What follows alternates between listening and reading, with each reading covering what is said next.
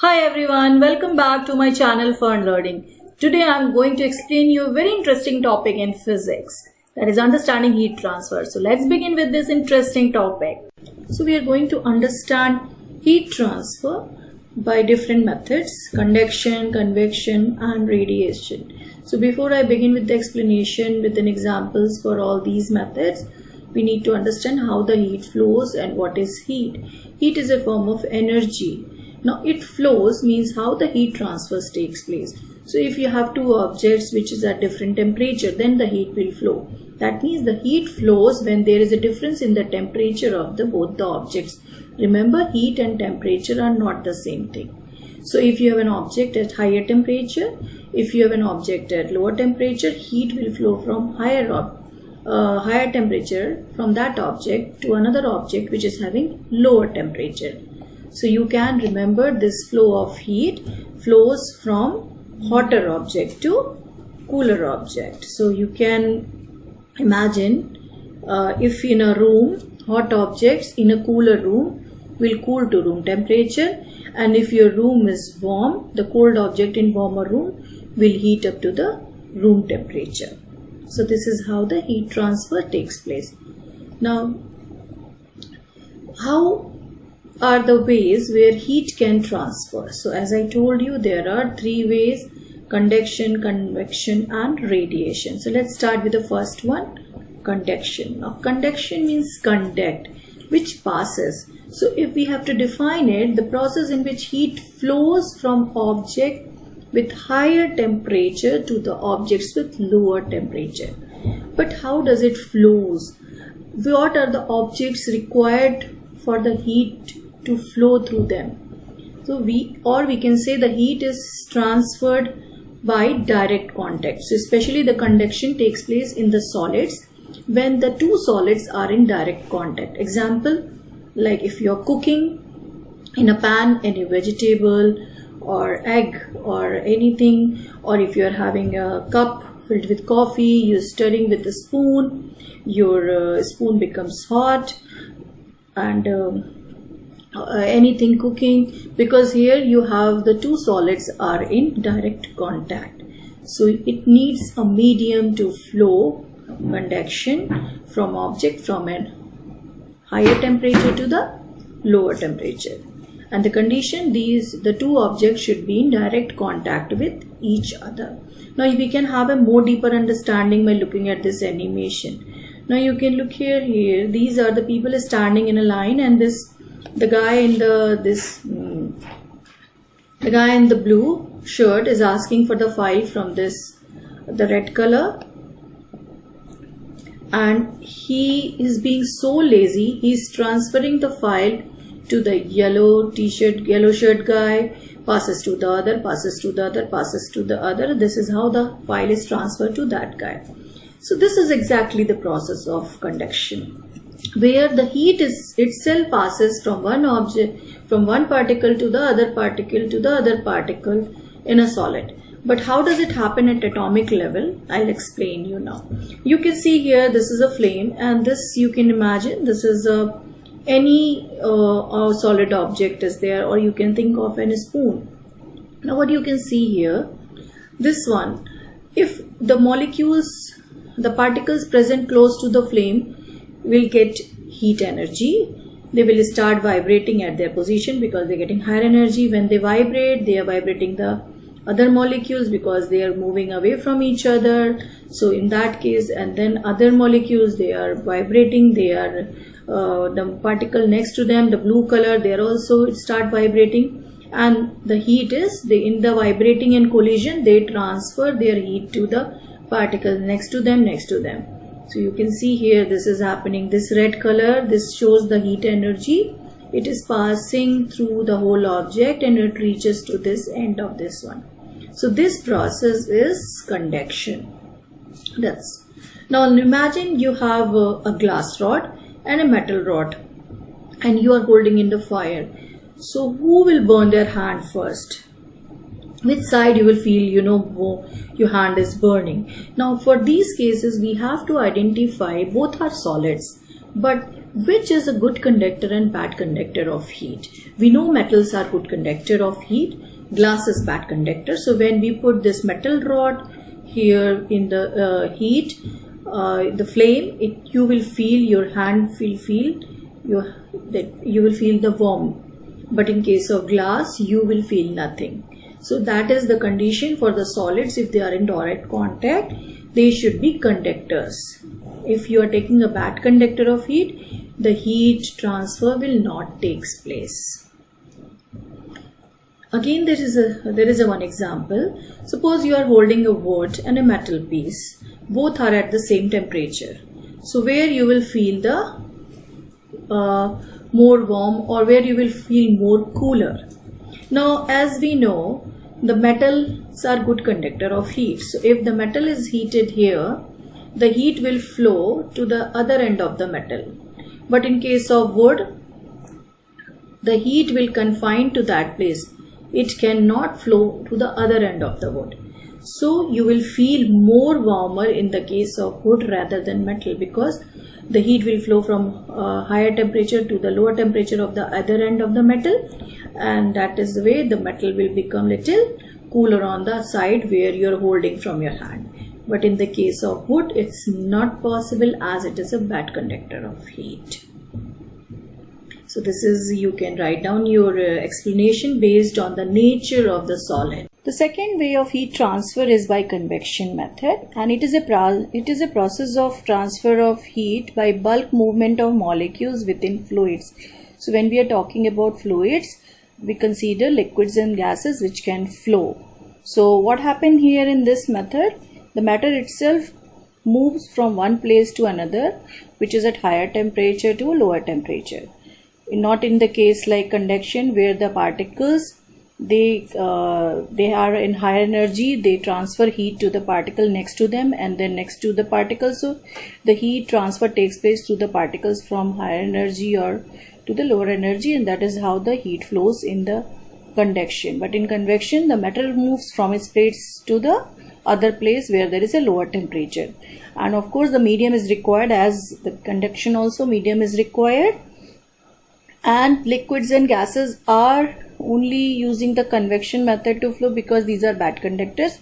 So the particles, like in conduction, they cannot transfer the heat to the other. So that is why this convection method happens in the case of fluids. Now we can understand with this animation very well.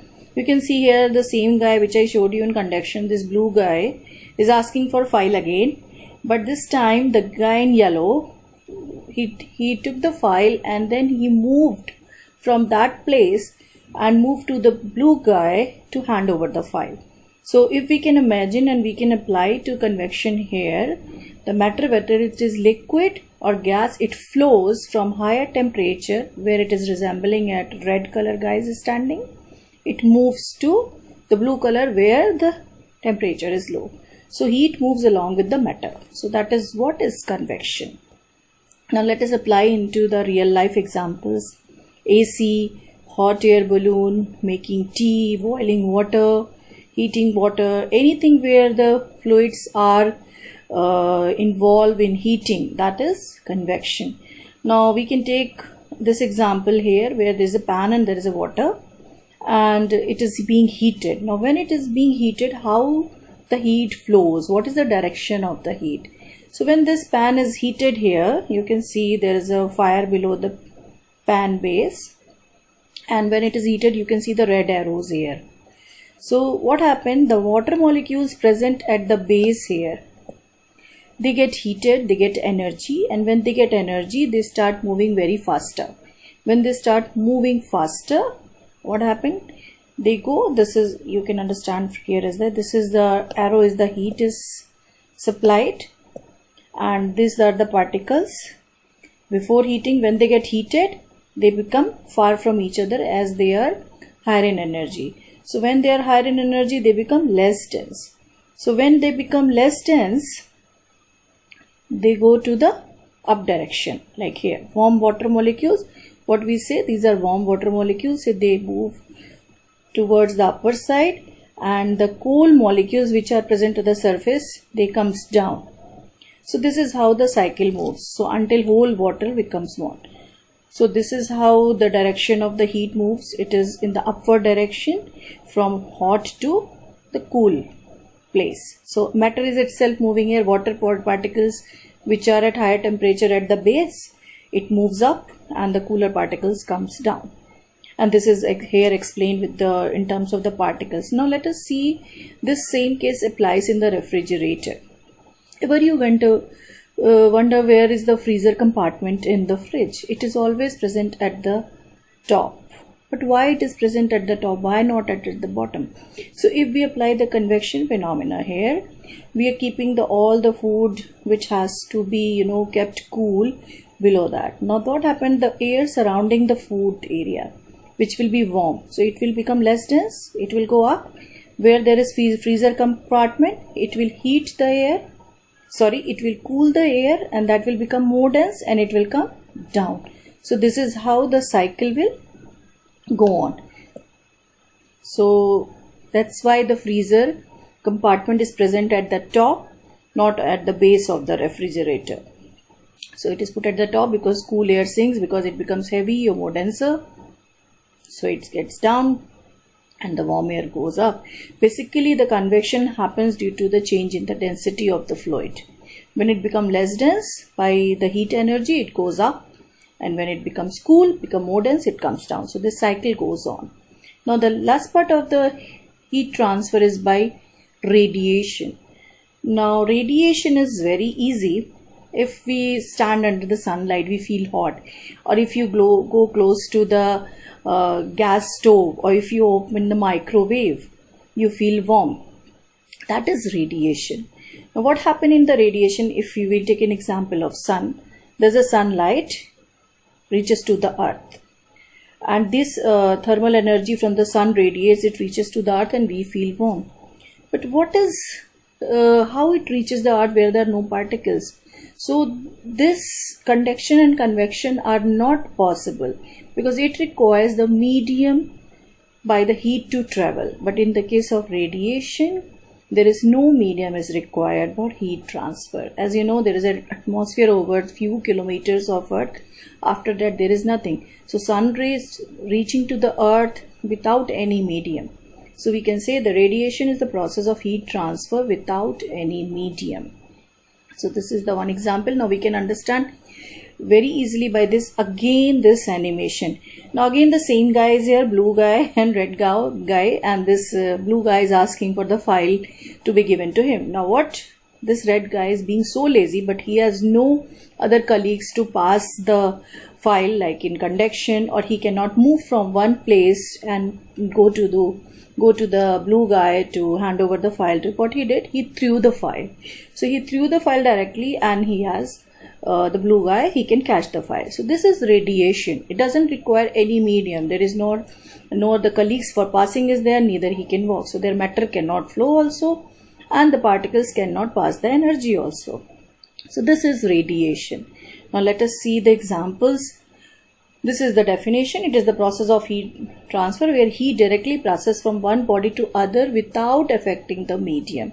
Medium has no importance in the process of radiation, you feel, because it travels in a straight line and you feel the radiation warm even without touching. Like in conduction, there a solid object has to be in contact. You don't need to touch for the radiation. Even matter doesn't flow from the being more hotter part to the less hotter.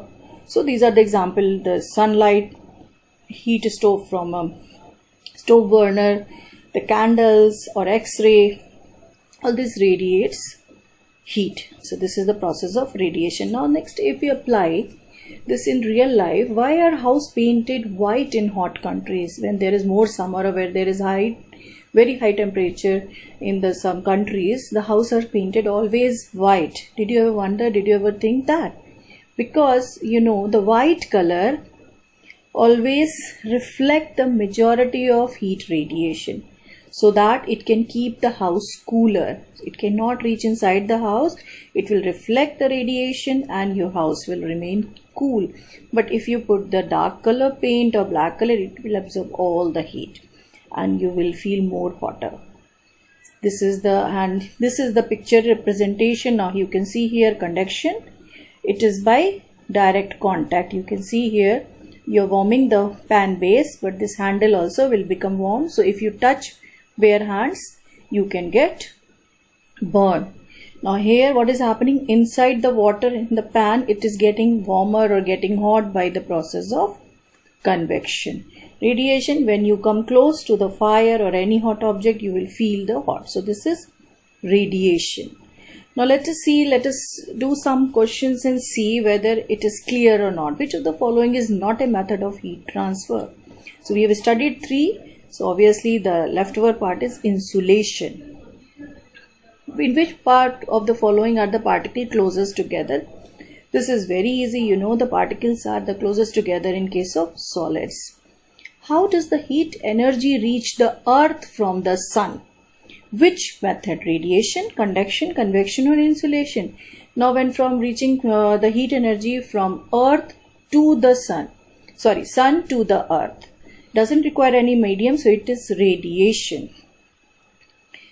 Which is the best surface for reflecting heat radiation? White, dull white, shiny black, dull black.